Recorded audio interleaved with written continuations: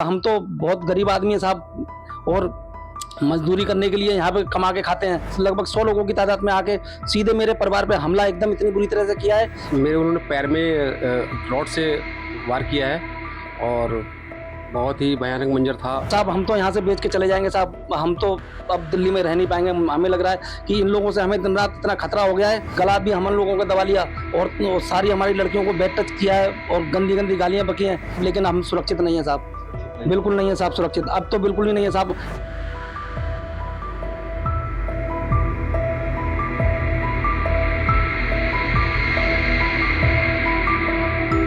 देश की राजधानी दिल्ली में लगातार अपराध बढ़ते जा रहे हैं। वही बात करें संगम विहार की, तो संगम विहार में विशेष समुदाय के लोगों ने एक हिंदू परिवार को जमकर पिटाई करी है। और विवाद केवल इतना था कि वो जो मुस्लिम समाज के लोग थे वो ओवर स्पीडिंग बाइक चलाते थे और हिंदू परिवार है वो उस बाइक को यहाँ से कम ले आने की बात करते थे, और जिसको लेकर विवाद इतना गर्मा गया तो लगभग सैकड़ों लोग यहाँ पे आ गए और इस परिवार के साथ मारपीट करी है। पूरा मामला क्या है हम इनसे जानने की कोशिश करते हैं। क्या था पूरा मामला? सर जी मामला ये था कि हमारी गली के पीछे कुछ पूरी एक विशेष समुदाय की आबादी शुरू हो जाती है। तो ये लोग हमारी गली में नाबालिग बच्चे होते हैं, तो वो अनलिमिटेड बहुत ज्यादा ओवर स्पीड में मोटरसाइकिल और स्कूटी वगैरह चलाते रहते हैं। तो इसी बात को लेके हमारी भतीजी भी कल साइकिल चला रही थी, तो ओवर स्पीड की वजह से हमारी भतीजी के टक्कर लगने से बची। तो हमने उनको थोड़ा सा समझाया कि भाई आप इतनी ओवर स्पीड बाइक क्यों चलाते हो।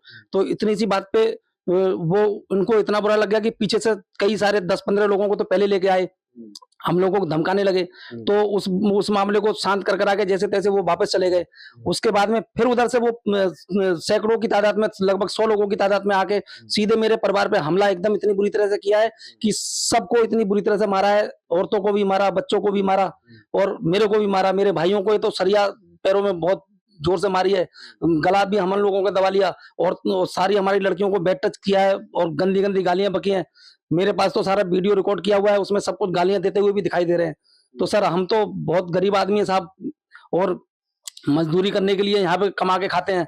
और हम तो तीसरी बार मेरे ऊपर अटैक हुआ है, ये मेरे परिवार के ऊपर। इससे पहले भी अटैक हो चुका? हाँ जी, दो बार पहले भी कर चुके हैं, अब तीसरी बार इस बार हुआ है। तो साहब हम तो यहाँ से बेच के चले जाएंगे साहब, हम तो अब दिल्ली में रह नहीं पाएंगे। हमें लग रहा है कि इन लोगों से हमें दिन रात इतना खतरा हो गया है कि हमें तो ऐसा लग रहा है कि ये तो शोर मचा के कह रहे थे कि सामान निकाल के लाओ, हथियार निकाल के लाओ, मारो इनको, ये खत्म कर दो, तुम्हारे घर पे सफेद टेंट लगवा के ही हम दम लेंगे। अच्छा, इस पूरे मामले पर पुलिस का क्या कुछ रवैया रहा है? क्या कुछ एक्शन उन्होंने लिया है ऐसे लोगों के खिलाफ? हाँ सर, पीसीआर कॉल की थी तो पीसीआर वाले आए थे, तो हमें लेके थाने चले गए। थाने में जाके साहब सारा जो भी बात हम लोगों ने बताई, तो पुलिस ने हमको बोला कि आप इसमें अपनी एफआईआर कंप्लेंट कराओ।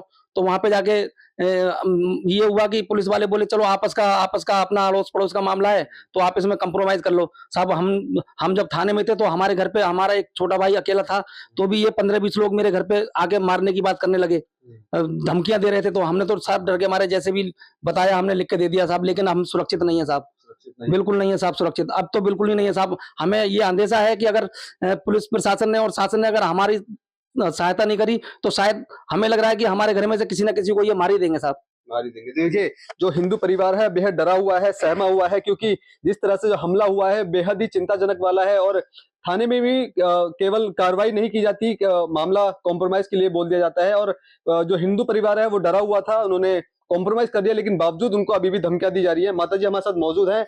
जब ये झगड़ा हुआ था आप भी इस दौरान वहां पे मौजूद थी? क्या हाँ, हुआ मैं था? बचाने के लिए आई थी, मगर उन्होंने बोला था कि दूर हो जाओ, ने तो खींच के ले जाएंगे यहाँ से।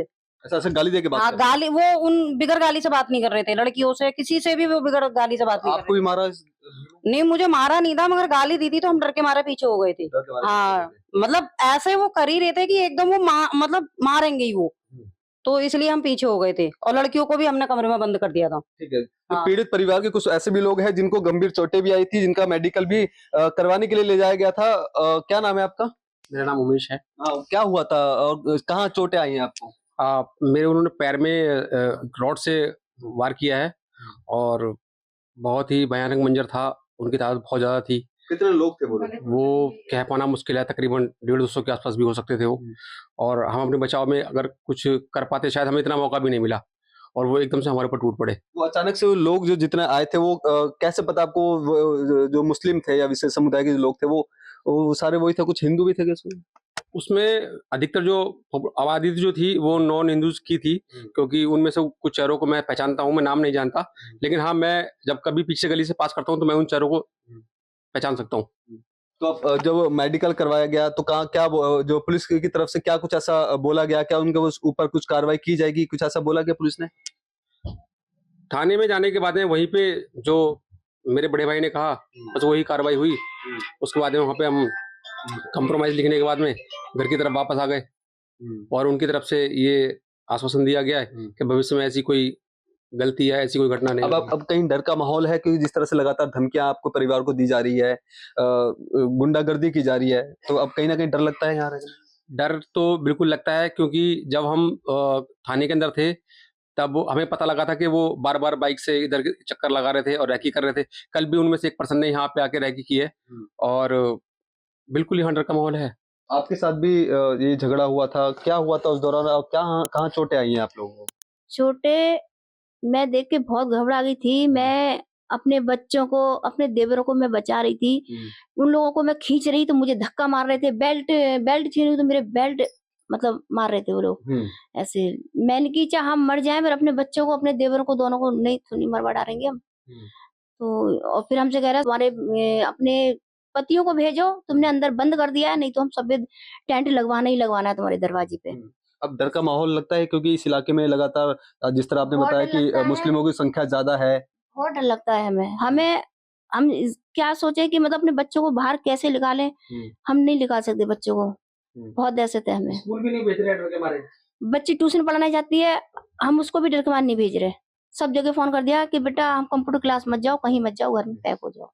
बहुत डर है हमें। देखिए जिस तरह का डर का माहौल है और पीड़ित परिवार की शिकायत है कि महिलाओं के साथ मारपीट की गई है, उनके साथ गाली गलौज किया गया है।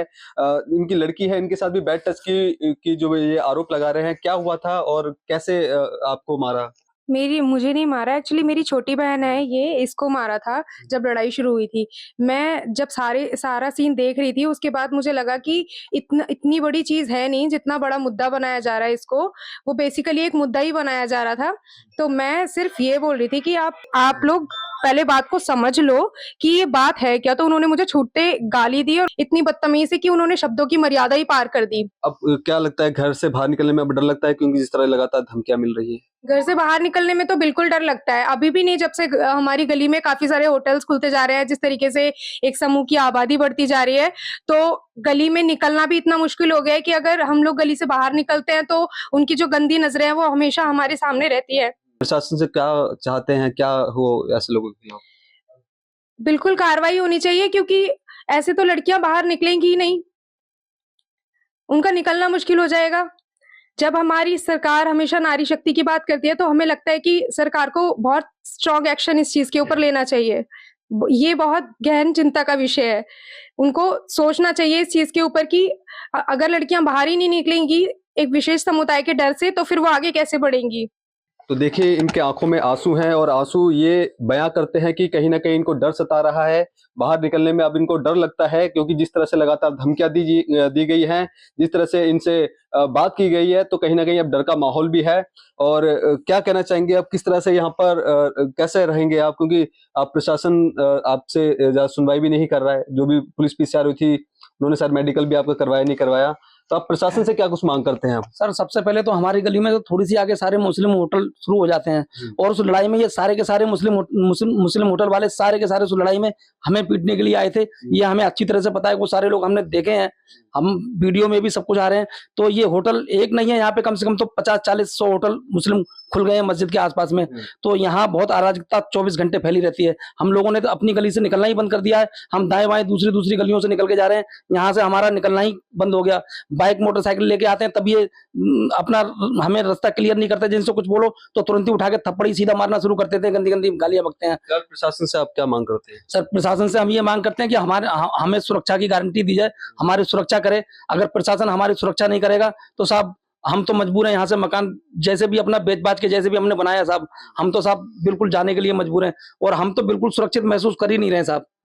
हम 24 घंटे हम रात को सोते भी नहीं है, पूरी रात 2 आदमी जागते हैं तो 3 आदमी सोते हैं साहब। ये माहौल हमारे घर का बन गया है कि पता नहीं किस टाइम हमारे घर पे आके, क्योंकि वो बोल के गए हैं कि हम तुम्हें चैन से बैठने नहीं देंगे, हम कभी भी तुम पे दोबारा से फिर हमें अटैक करेंगे, हमला करेंगे। और कल भी यहाँ पे आके गाली कोने में आके दे के गए। अभी भी 2 लड़के यहाँ पे रेकी कर रहे थे, देख रहे थे, मैं वो झगड़े में थे, मैंने उन्हें पहचान लिया। तो जैसे ही आप लोग आए हो तो वो चले गए उधर की तरफ में।